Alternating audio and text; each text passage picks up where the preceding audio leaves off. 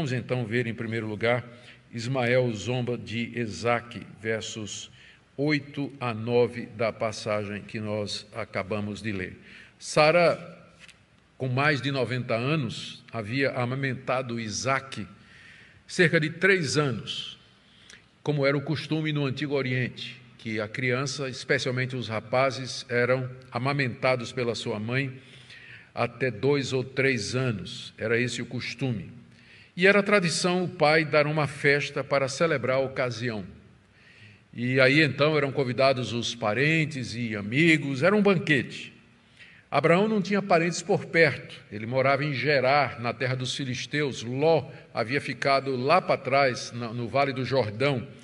E os amigos ali eram o rei Abimeleque e líderes filisteus daquela região, com quem Abraão vai fazer uma aliança mais tarde. Talvez foram estes que vieram para a festa do desmame de Isaque.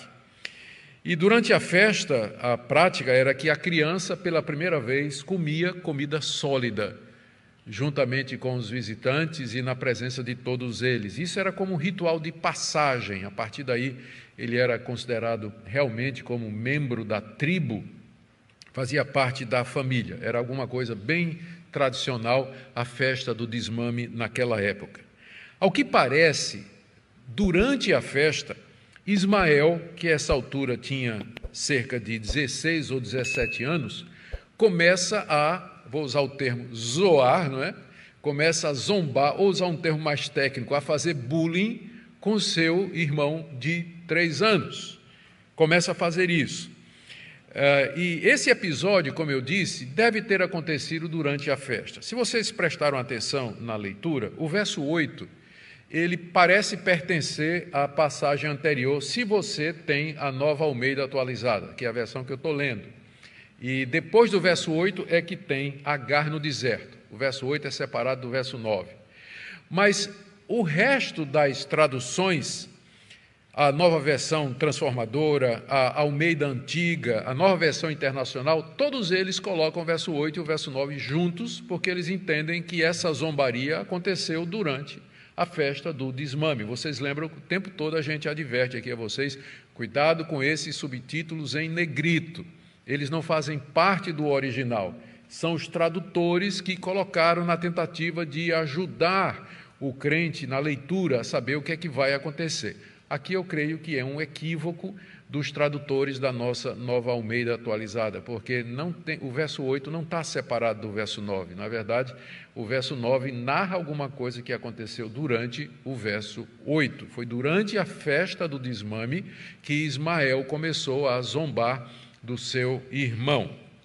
A palavra zombar, ela pode ser traduzida por rir ou simplesmente brincar, como nós temos na nova tradução na língua de hoje. Mas era evidente que era uma brincadeira de mau gosto, porque senão como explica a reação de Sara? Como é que vai explicar a reação de Sara, que vai ser uma reação violenta em seguida? E além do mais, o apóstolo Paulo, a gente vai comentar isso mais no fim, quando ele se refere a essa passagem, ele diz que aquele que foi nascido da carne, Ismael, perseguia o que fora nascido do Espírito. Então, essa brincadeira aqui que Ismael estava fazendo com seu irmão era bullying mesmo, estava caçoando do irmão, talvez zombando do nome dele, ele ri, né? Que nome é esse? Zombando, ou qualquer outra coisa do gênero. Como eu disse, o menino era um adolescente de 16 a 17 anos e ele já sabia que tinha perdido os seus direitos de primogenitura para o irmão que nascera depois. E, além disso, tinha o histórico da mãe dele. A mãe dele, a escrava egípcia Agar, tinha zombado de Sara poucos anos, aliás, 17, 16 anos antes, quando Sara havia engravidado dele, de Ismael, ela tinha zombado da sua patroa, porque ela, a escrava, tinha filhos e a patroa não tinha. E já tinha esse histórico de zombaria, né, de rivalidade entre as duas mulheres. E tudo isso pode ter contribuído para Ismael vir a caçoar, zombar, fazer bullying com o seu irmão, cheio de inveja, de ressentimentos e de ciúmes. O que era para ser uma festa, agora termina com um grave problema familiar. Às vezes acontece isso, né? Às vezes acontece isso. o que era para ser um momento de felicidade na família, acontece alguma coisa e aí a coisa termina amarga, né? O caldo entorna, e foi o que aconteceu. Diz aí no verso 9 que Sara viu que o filho que Agar a egípcia teve com Abraão estava zombando de Isaque, seu filho. Note que o texto aqui se refere ao menino não pelo nome. Na verdade, nenhuma vez na passagem aparece o nome de Ismael. Ele é sempre o filho da escrava ou o menino. O nome dele nunca é mencionado, talvez porque a intenção de Moisés é mostrar o seu status secundário. Ele não é o herdeiro, apesar de ser o mais velho. Ele não é nem chamado pelo nome aqui. Ele é referido dessa maneira. Sara estava muito consciente do que Deus havia prometido, ou seja, de que o herdeiro de Abraão seria Isaque, o filho que ela, Sara, havia dado a ele. E Deus havia deixado isso claro em pelo menos 2 ocasiões anteriores. Não vai ser Ismael o herdeiro vai ser Isaque, nascido de Sara, sua legítima esposa. Mas apesar disso, Sara também sabia que Abraão gostava muito de Ismael, seu filho mais velho, e que inclusive durante um tempo tinha pensado que ele seria o herdeiro. E Sara se lembrava também de como Agar a havia tratado e desprezado quando ela ficou grávida com Ismael. Então, tudo isso sugere que já por algum tempo Sara não estava satisfeita com a presença do filho mais velho de Abraão entre eles e via como uma ameaça a seu filho Isaque. E agora, naquela festa, a zombaria de Isaque era o que nós chamamos a gota d'água. Aí Sara disse: agora tá bom. Chega, agora não mais. E aí, segunda parte do nosso texto, ela passa a exigir que Abraão expulse o menino e a sua mãe.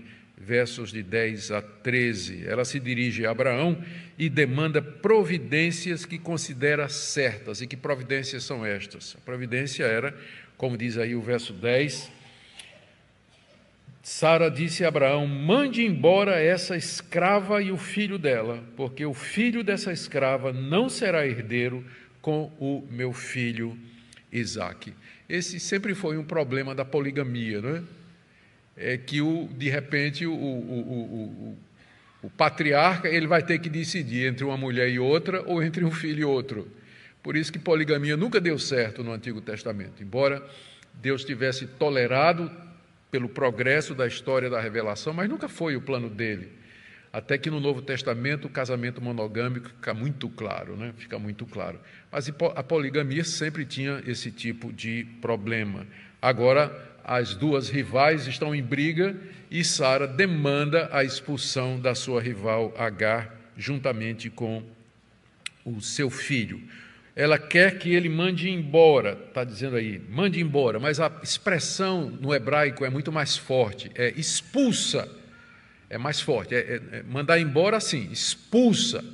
E com isso ela queria que Abraão deserdasse. Isso significaria um rompimento definitivo de laços. Seria uma declaração pública de que Abraão reconhecia de que o filho mais velho não seria o seu herdeiro.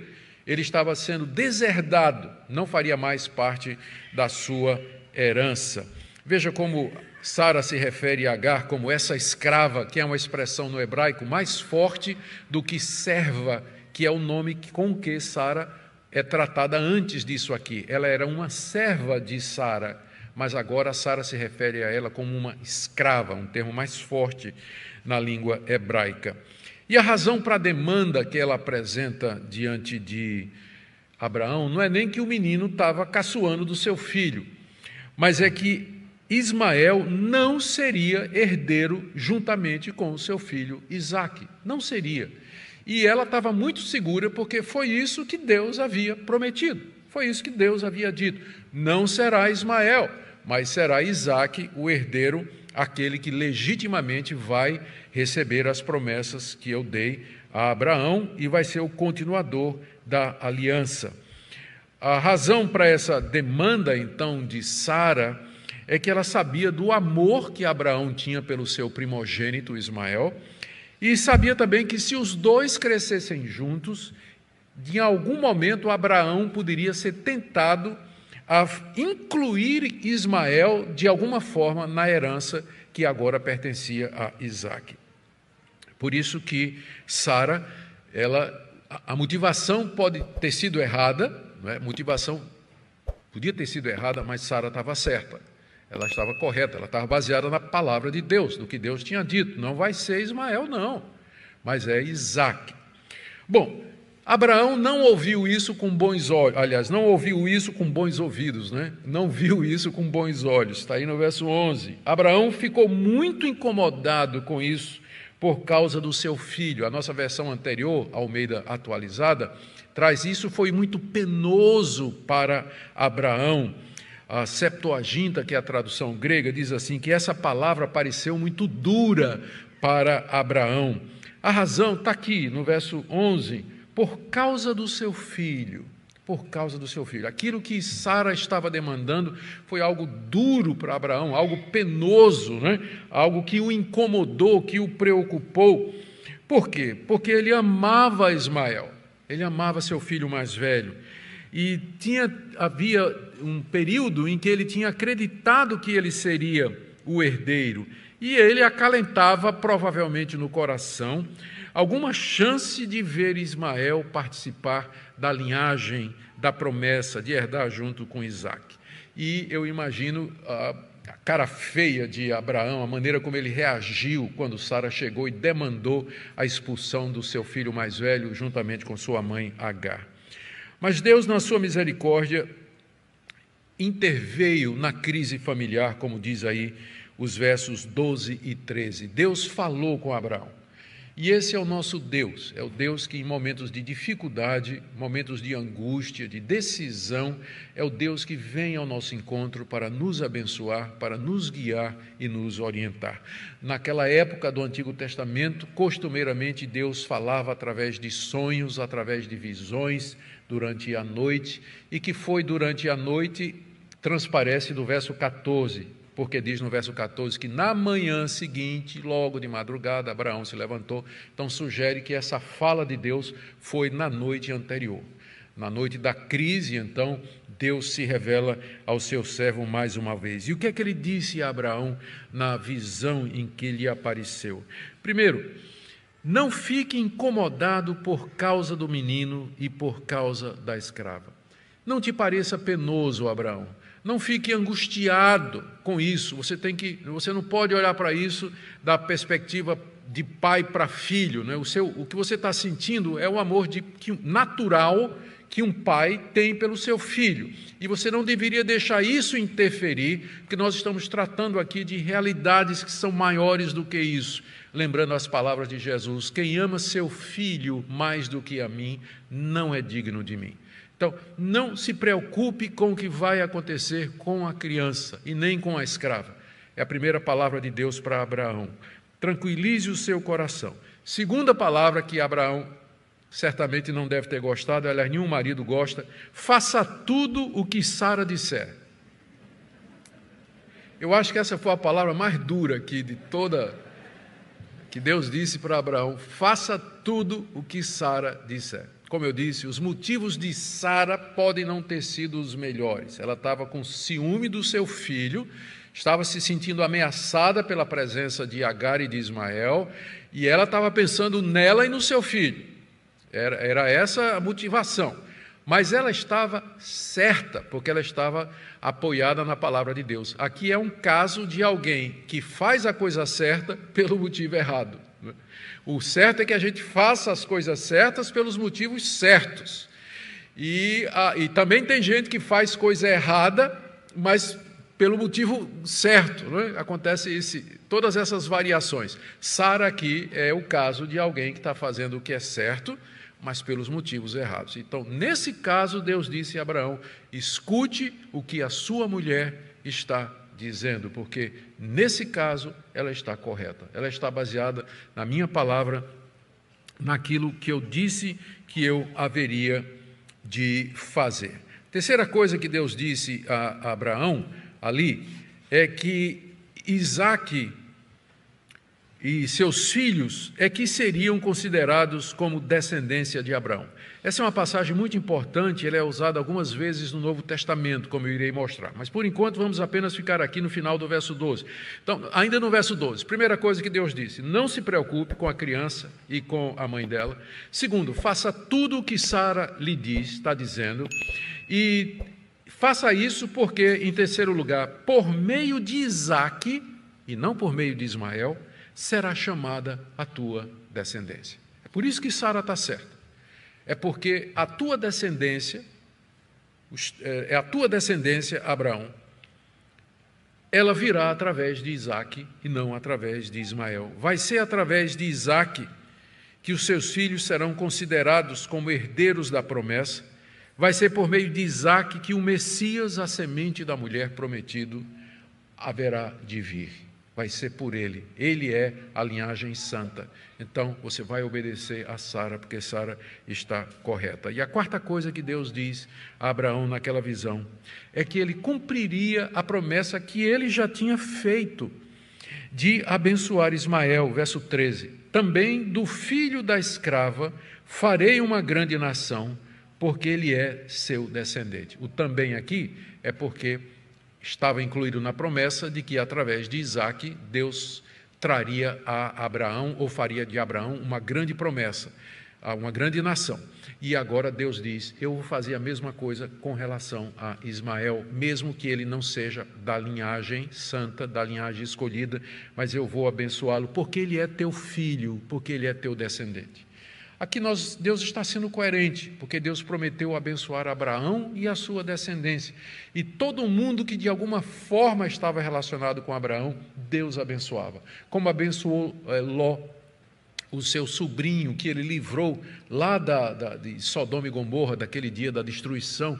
Então, da mesma forma, ele aqui vai abençoar Ismael também. Nem Ló, nem Ismael são da descendência santa. Eles não serão parte daquela linhagem prometida de que viria o Messias e herdaria as promessas, mas porque era filho natural de Abraão, Deus haveria de abençoar o menino, como ele diz aqui no verso 13.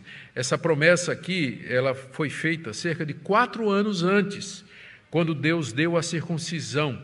Olha o que diz Gênesis 17, 20. Quanto a Ismael, eu te ouvi, abençoá-lo-ei, falo-ei fecundo e o multiplicarei extraordinariamente. Gerará 12 príncipes e dele farei uma grande nação. Deus já tinha dito isso fazia 4 anos, cerca de 4 anos a Abraão, e aqui ele reitera a promessa, não se preocupe com seu filho Ismael, porque eu vou abençoá-lo também e vou fazer dele uma grande nação.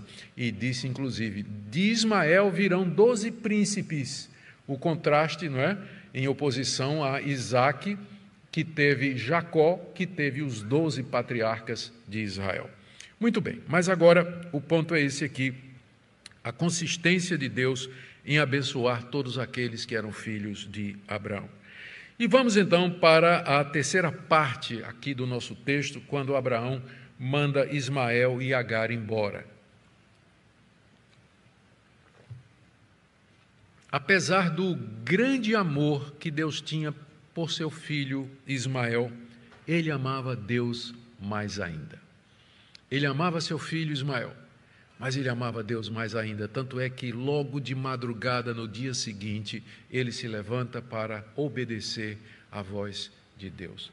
Queridos, Abraão pode ter vacilado algumas vezes, e de fato vacilou. Nós vimos aqui casos que são indignos do nome do patriarca e do status que ele tem na Bíblia, mas Abraão era um homem de fé que amava a Deus de todo o seu coração, e quando chegou a hora de escolher entre Deus e o seu filho, ele escolheu a Deus, escolheu obedecer a Deus, e fez o que Deus havia mandado. Ele se levanta de madrugada daquela noite, para obedecer ao Senhor, verso 14, e ele prepara e entrega a Agar suprimentos para a viagem. O verso 14 menciona que ele deu pão, e essa palavra aqui pode incluir outros tipos de comida, e um odre de água, que era um saco de couro, geralmente feito de pele de cabrito, e que cabia cerca de 12 litros. As pernas do cabrito funcionavam como alças que eram usadas para levar nas costas. E diz aqui o texto que ele pegou o pão, os víveres e o odre de água de 12 litros e colocou tudo nas costas de Agar. Deve ter sido um adolescente folgado, né? De 17 anos, mas é a mãe que vai levar tudo. E bem típico, né, dos dias de hoje também, dos adolescentes de hoje. Bom, eles nunca mudaram, é sempre a mesma coisa. E aí, nos diz aqui o texto que depois de ter feito tudo isso, ela entregou o menino a ela, e a mandou embora. É diferente aqui a palavra, né? A palavra que Sara usou foi expulsa essa mulher e o filho dela. E aqui está dizendo que Abraão a despediu, talvez com lágrimas de um pai, de que vê o seu filho partir, quem sabe, para todo sempre. Mas ele amava a Deus e sabia que tinha de obedecer a Deus e fez o que tinha que fazer. E com aquele ato, Abraão estava definitivamente deserdando Ismael, seu filho mais velho, e mostrando a todos que ele não era e nem seria o seu herdeiro, mas sim Isaque. E aí, despedidos do clã de Abraão, Agar e Ismael saem na direção de Gerar, para o sul. Se você der uma olhada no mapa, ela vai descer na direção do Egito. Lembre que Egito era a terra de Agar. Foi lá, durante a peregrinação de Abraão, que ela foi comprada como escrava, ou dada como escrava, pelo rei Faraó, e fazia parte agora da família de Abraão. Mas agora ela não tem mais nada a ver com a família de Abraão, e ela volta para a sua antiga família. Ela está no rumo do Egito. Mas diz o texto aí que ela começou a vagar sem rumo. Veja aí o final do verso 14. Ela saiu andando sem rumo pelo deserto de Berseba. Berseba é a região mais extrema da Palestina, já encaminhando-se para o Egito. Próxima cidade vai ser Sur, que já marca as fronteiras do Egito. Então, ela, no caminho ali, ela se perdeu, talvez pela angústia, porque ela tinha feito esse caminho antes, quando primeiro ela fugiu de Sara. Só que dessa vez ela estava desorientada, ela estava meio angustiada, sem perspectiva nenhuma, e geralmente quando a gente faz isso, a gente perde o caminho. A ansiedade é um péssimo GPS. Ela leva a gente por caminhos que a gente se perde, não era o que a gente queria. O fato é, de uma maneira ou de outra, os dois ficaram perdidos no sul do deserto de Berseba, uma região inóspita, uma região de sol escaldante, uma região perigosa para viajar.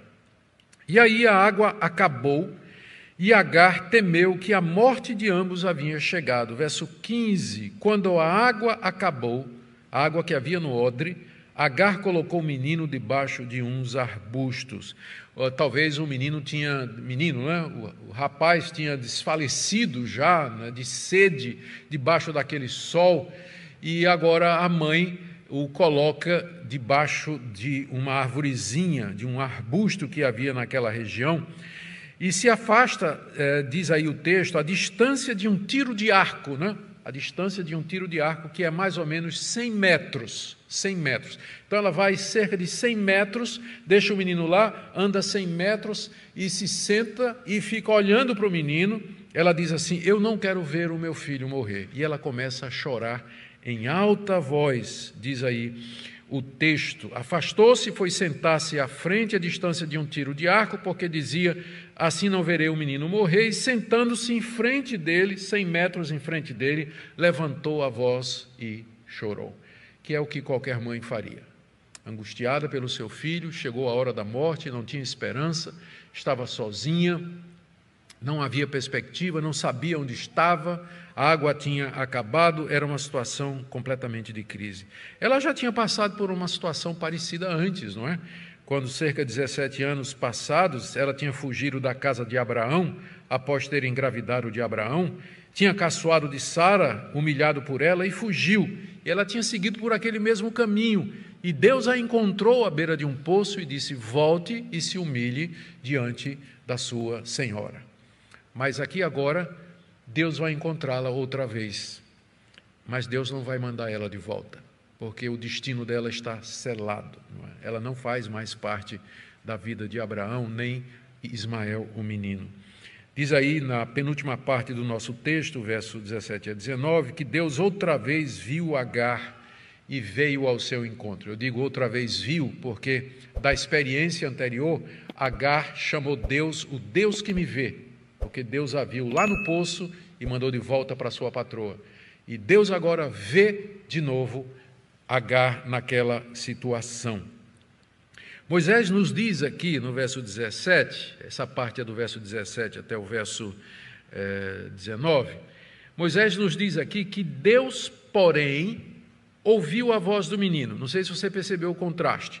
Veja, no final do verso 16, ela levantou a voz e chorou, mas Deus, porém, ouviu foi a voz do menino. Ela estava chorando, mas Deus ouviu a voz de quem? De Ismael. Por quê? Porque Ismael era filho de Abraão. E Deus ouve aqueles que são seus. Deus ouve aqueles que são seus. O compromisso de Deus com Abraão. Deus ouviu a voz do menino, mesmo que quem estava chorando alto era a mãe. Deus ouviu a voz do menino.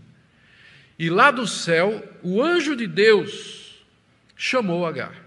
Diz aí o nosso texto.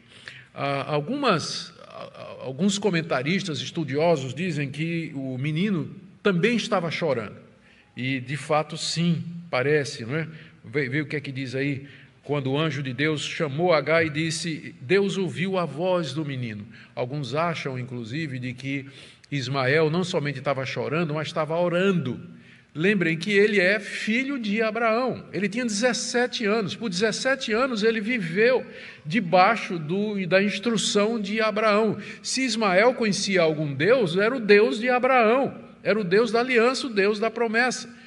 Por isso, vários estudiosos comentam aqui, não é, que enquanto Agar estava chorando, Ismael estava orando, e Deus ouviu foi a voz, a oração de Ismael, clamando a Deus na sua angústia, quem sabe reconhecendo a besteira que ele tinha feito, a zombaria, e esquecido que Deus tinha dito que abençoaria quem abençoasse Abraão e amaldiçoaria quem amaldiçoasse Abraão. E Ismael tinha não amaldiçoado, mas tinha zombado do herdeiro de Abraão e agora estava sendo castigado por isso, estava recebendo a consequência dos seus atos. Mas Deus na sua misericórdia, ouve o clamor do menino e o anjo de Deus se revela a Agar mais uma vez. É a segunda vez que nós encontramos no Novo Testamento a menção do anjo do Senhor. Curiosamente, nos 2 episódios foi com Agar. A primeira vez que a expressão anjo do Senhor aparece é em Gênesis 16, de 7 a 13, quando o anjo do Senhor, que é uma manifestação do próprio Deus, quando não o próprio, a encontrou no deserto e mandou voltar para casa. E agora ele aparece de novo, só que é chamado de o anjo de Deus. Na primeira vez é o anjo do Senhor, o anjo de Yahweh, que é o nome da aliança com o qual Deus se revelou. Mas aqui ele é o anjo de Elohim, que é o nome genérico de Deus, o anjo de Deus, mas é o mesmo anjo. Só que agora o anjo não se manifesta fisicamente como tinha feito antes, mas agora ele fala lá do céu. O que é que Agar viu? Talvez ela olhou, ela viu o anjo, e o anjo lá do céu falou com Agar naquele momento de angústia, depois de ter ouvido a voz do menino. E o que é que o anjo do Senhor disse para ela? Primeiro, não tivesse medo, está aí no verso 17, pois Deus ouviu a voz do menino onde Agar o havia deixado. Não tenha medo, porque Deus ouviu a voz do menino aí onde ele está, embaixo do arbusto onde você o deixou, à sombra para morrer. Deus ouviu a voz dele, o clamor dele, o choro dele, a oração dele, porque é filho de Abraão. Não tenha medo, não tenha medo. Segundo, que ela se levantasse e levantasse um menino, e o detalhe aqui, segurando pela mão, o que dá a ideia de fortalece o menino, anima o menino, encoraja o menino, porque ele não vai morrer. E por que é que ele não iria morrer? Porque Deus tinha dito que faria dele também uma grande nação, e que daria a ele descendentes. Então, Agar havia esquecido disso. Agar havia esquecido que já tinha se encontrado com esse Deus, que é o Deus que ouve as orações. Ela esqueceu a promessa que Deus fez para ela, de que dela, através do seu filho, Deus traria uma descendência numerosa. No momento da angústia, a gente esquece as promessas de Deus, a gente esquece o que Deus disse, e a gente desce cada vez mais. Deus aparece e diz: não tenha medo, o menino não vai morrer, porque eu tenho uma promessa para ele, eu vou cumprir para ele a promessa. Verso 18, ponha-se em pé, levante o menino, segure-o pela mão, encoraje-o, porque eu farei dele uma grande nação, como eu já disse mais de uma vez. E em seguida Deus abre os olhos de Agar para ela ver um poço d'água. O termo poço d'água aqui não é um poço de água parada, mas é uma fonte propriamente, né? Uma fonte. No deserto, essas fontes geralmente eram escondidas e somente os peregrinos é que sabiam exatamente onde elas se encontravam. Deus abriu os olhos de Agar para que ela visse uma dessas fontes, talvez escondida ali no meio dos arbustos, e ela vai lá, enche o cantil de água e traz para o menino. E ali, dessa forma, eles são salvos pela misericórdia e pela promessa de Deus. Gente, que episódio extraordinário do amor de Deus e da sua compaixão para com aqueles que são seus. E o texto termina com uma descrição breve de Moisés, do que é que aconteceu com Ismael em seguida, verso 20 a 21. Moisés nos diz aí no verso 20 que Deus estava com o menino. Não porque ele era filho da promessa, não porque ele fazia parte da descendência santa, mas porque ele era um filho natural de Abraão. E o amor de Deus por Abraão era tão grande que abençoou inclusive esse filho que nasceu de um esquema mundano, de uma estratégia carnal, nasceu segundo a carne, mas a misericórdia de Deus era inclusive com ele. Isso mostra que o amor de Deus é maior do que a gente pensa. Com frequência vai além do que a gente imagina. E que Deus é compassivo até com pessoas que a gente olha e diz assim: não é possível que Deus tenha misericórdia, que Deus tenha compaixão de uma pessoa dessas. Pois é, Ele tem. É muito mais do que a gente pode imaginar. Deus estava com o menino. Estar com o menino significa, no contexto, que Deus o abençoou, Deus o fez prosperar, Deus o guardou dos perigos do deserto e Deus velou pelas suas promessas para cumpri-las na vida de Ismael. Segunda coisa que Moisés nos diz aqui é que ele fixou residência no deserto. Diz que ele cresceu, morou no deserto. E no verso 21 diz, ele morava no deserto de Parã. Parã era a região que hoje é a Arábia. Ismael é o pai dos árabes. É o pai dos árabes, que são parentes, não é? São parentes dos judeus, parente dos israelitas. Era lá nessa parte do deserto, é a parte, se você olhar no mapa, fica mais para a direita, já olhando para a Mesopotâmia, perto de Ur dos Caldeus, no centro da península arábica, é ali que Ismael estabeleceu a sua residência. E Moisés diz aqui também que ele se tornou flecheiro, ou seja, ele se tornou um caçador hábil, alguém que sabia manejar arco e flecha muito bem.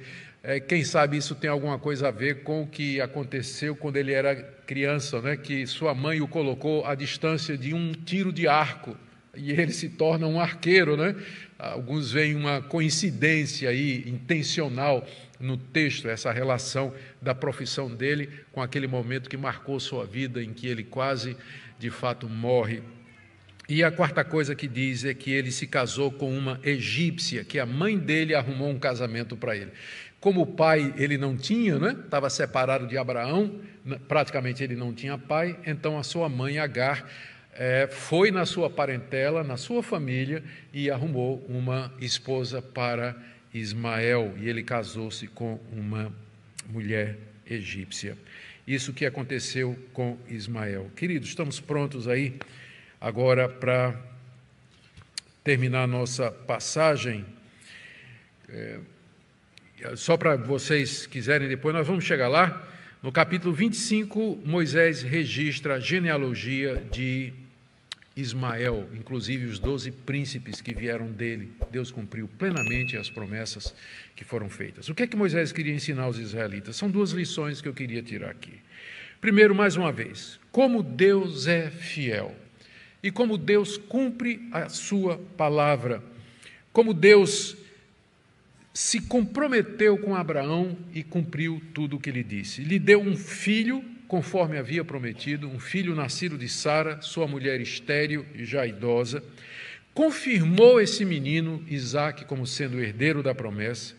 Por amor a Abraão, protegeu e abençoou Ismael, filho dele segundo a carne. Esse Deus é totalmente fiel, completamente confiável. Portanto, os israelitas, a quem Moisés está escrevendo esse livro, podiam confiar de que cumpriria, esse Deus haveria de cumprir a sua promessa relativa à terra. Os israelitas estavam prestes a atravessar o Jordão para conquistar a terra. E os moradores daquela terra eram muito mais poderosos, militarmente falando, do que os israelitas. A única esperança dos israelitas era Deus com eles. E esse Deus haveria de estar com eles, porque Ele é o Deus da aliança, Ele é o Deus fiel. E é o mesmo Deus nosso, é o Deus que tem um compromisso conosco, ratificado no sangue de Cristo.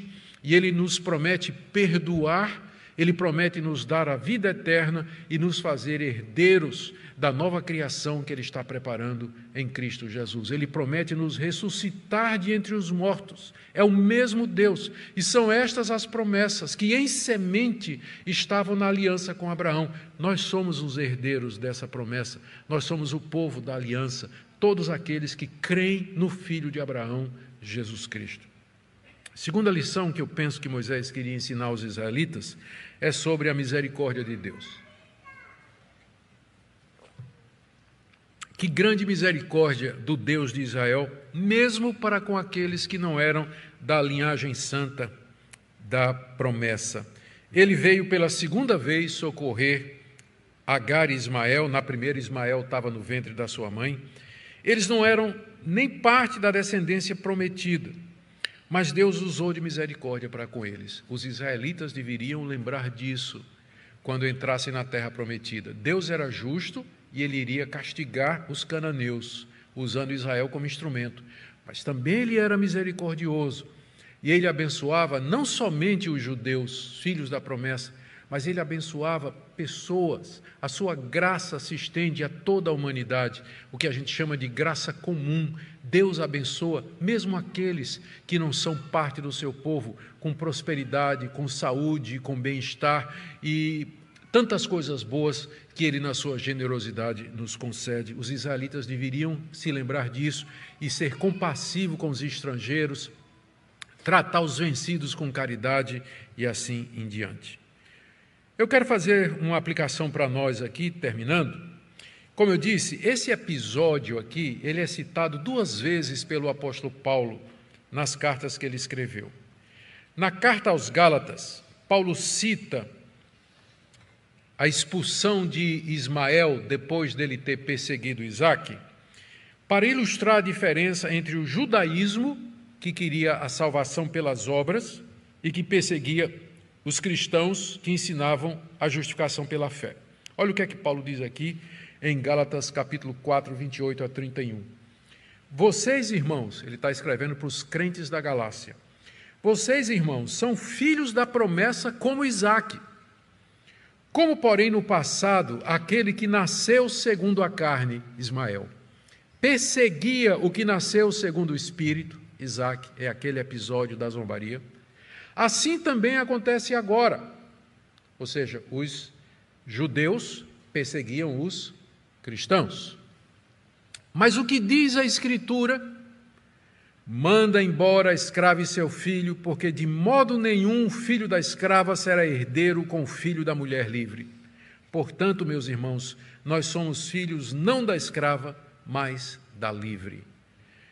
Veja como Paulo usa esse episódio para provar que a salvação é pela graça, que os cristãos são como que filhos descendentes espirituais de Isaque, da mulher livre, que era sua mãe, Sara. Enquanto que os judeus, na tentativa de salvar-se pelas obras, eram iguais a Agar, que gerou um filho como resultado do esforço humano. Comparando salvação por obras e salvação pela graça. Nós somos filhos da mulher livre, nós somos herdeiros espirituais de Abraão. A justificação é pela graça mediante a fé em Cristo Jesus e não por estratagemas humanos como Abraão quis fazer junto com Sara com respeito a Agar para ter um filho. Segunda passagem onde Paulo cita esse mesmo episódio é em Romanos, quando ele quer embasar a doutrina da eleição e explicar por que é que Deus não falhou com a nação de Israel. Romanos 9, de 6 a 8. Não pensemos que a palavra de Deus haja falhado, porque nem todos os de Israel são de fato israelitas, nem por serem descendentes de Abraão são todos filhos. Pelo contrário, aí ele faz a citação, por meio de Isaque será chamada a sua descendência. Isso é, não são os filhos da carne que são filhos de Deus, mas os filhos da promessa é que são contados como descendência. Muito claro, o apóstolo Paulo dizendo aqui que o remanescente fiel, que é a igreja composta de judeus e gentios que creem em Jesus Cristo, eles são a verdadeira descendência de Abraão e não os judeus biológicos e não os judeus que nasceram segundo a carne de Abraão. Ou seja, dentro de Israel há o verdadeiro Israel espiritual, que somos nós, que cremos no Filho de Abraão, que cremos no Senhor Jesus Cristo. Esse episódio, portanto, serve para mostrar o seguinte, que a salvação sempre foi pela graça. Essa passagem é muito boa para aqueles que acham que no Antigo Testamento era por obras, não é? Ou pela lei. A salvação sempre foi pela graça, mediante a fé. Também que aqueles que creem que a salvação é pelas obras, eles tendem a desprezar a doutrina da graça, achando que é absurdo. E terceiro, a igreja de Cristo é composta da descendência espiritual de Abraão, segundo a eleição da graça, judeus e gentios que creem no Senhor Jesus Cristo. Deus não tem dois povos, Abraão não tem dois descendentes, um descendente carnal e um descendente espiritual. Isso acabou quando ele mandou Ismael embora. Só tem uma descendência, que é a descendência espiritual. Quando um judeu se converte, ele se torna cristão. Ele faz parte da igreja. Deus já cumpriu as suas promessas com respeito ao Israel físico. Agora o que temos é o Israel espiritual. Essa nação de pessoas que creem no Senhor Jesus, de todas as línguas, povos e tribos espalhadas pelo mundo. Por fim, queridos, essa história nos encoraja a buscar a Deus em meio ao nosso sofrimento e angústia, quando estamos sofrendo as consequências dos nossos erros, chorando à sombra do arbusto. Deus ouviu a voz do menino. Que Deus ouça a sua voz e que Deus lhe abençoe, que Deus lhe console com suas promessas e com esse evangelho, com essa graça que é maior do que o nosso pecado.